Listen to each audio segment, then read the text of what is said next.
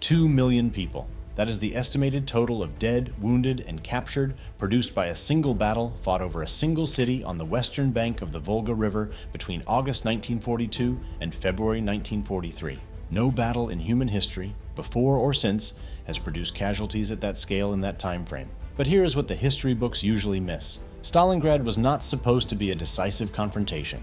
Neither Hitler nor Stalin originally planned to make it the defining struggle of the entire war. It became a death trap almost by accident, through a chain of decisions, geographical realities, and psychological obsessions that locked both armies into a fight neither could afford to lose and neither knew how to stop.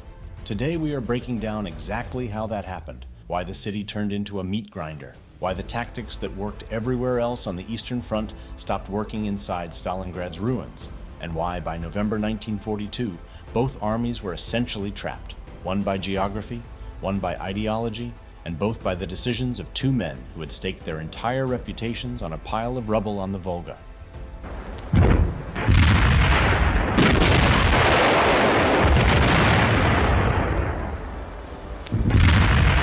The city that should not have mattered.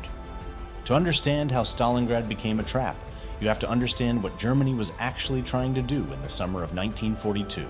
Operation Blue, Case Blau, was not designed to capture Stalingrad. The city was a secondary objective at best. The primary goal was the Caucasus oil fields. Germany was running critically short of fuel. Without the oil at Baku and Maikop, the Wehrmacht's tanks, planes, and ships would eventually stop moving. The Caucasus campaign was an existential military necessity.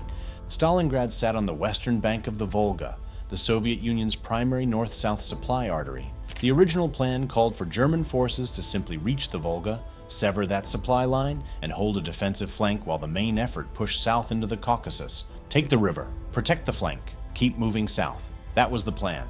Then Hitler changed it. In a decision that his own generals argued against at the time, he split Army Group South into two separate commands. Army Group A pushing south toward the Caucasus, and Army Group B pushing east toward Stalingrad. Instead of concentrating overwhelming force on one objective, Germany was now pursuing two simultaneously with resources that could barely sustain one. And then the city's name entered the equation: Stalingrad, Stalin's city. For Hitler, capturing it became a psychological imperative that overrode military logic. For Stalin, losing it was simply unthinkable. What had been a geographical waypoint on a flank protection mission transformed, through the vanity of two dictators, into the symbolic center of the entire war. Neither man would back down, and that decision, made in distant headquarters by men who had never seen the city, is what turned it into a trap.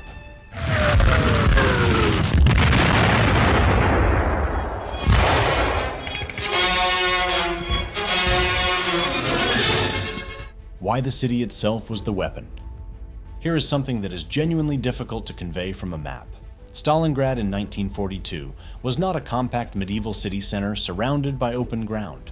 It was a linear industrial city, roughly 40 kilometers long and rarely more than a few kilometers wide, running along the western bank of the Volga. Behind it, a wide, fast-moving river.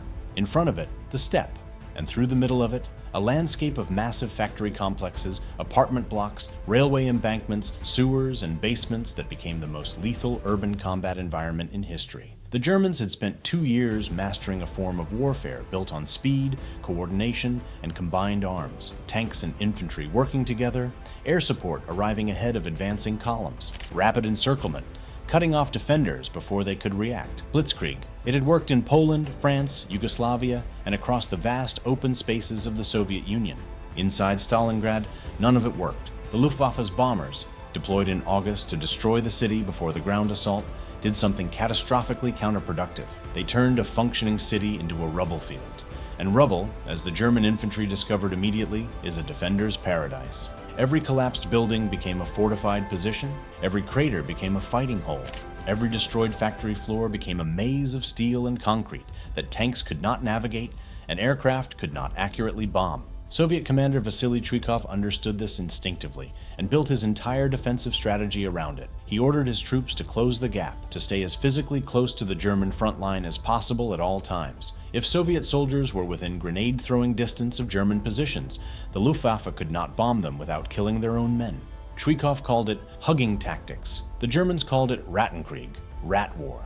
Both names capture the same reality. The battle had descended into a savage, room-by-room, floor-by-floor struggle, where the advantages of the most powerful military in Europe were completely neutralized.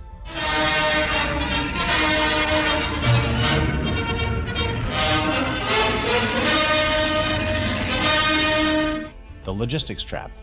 By September 1942, both armies were caught in a logistics nightmare that made the tactical situation inside the city even more lethal.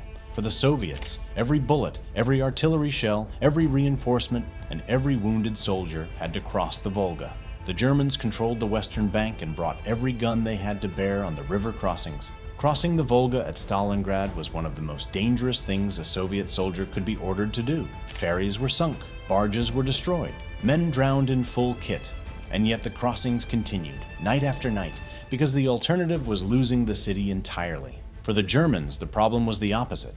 Stalingrad sat at the extreme end of an enormous supply line that stretched back across the entire width of the Soviet Union. Every kilometer, the Wehrmacht had advanced east in the summer of 1942 was another kilometer of road, railway, and supply column that had to be protected and maintained. By the time German soldiers were fighting for individual floors of the Stalingrad grain elevator, their fuel, ammunition, and reinforcements were being moved across a logistical chain that was already at its absolute limit. And flanking that chain, on the northern and southern edges of the German salient, were the armies of Romania, Italy, and Hungary. Allied forces that were less well-equipped, less well-supplied, and holding enormous sections of front line that the Wehrmacht simply did not have the manpower to cover itself. Soviet General Georgy Zhukov looked at those flanks in the autumn of 1942 and saw exactly what they were. The trap was already built, it just needed to be sprung.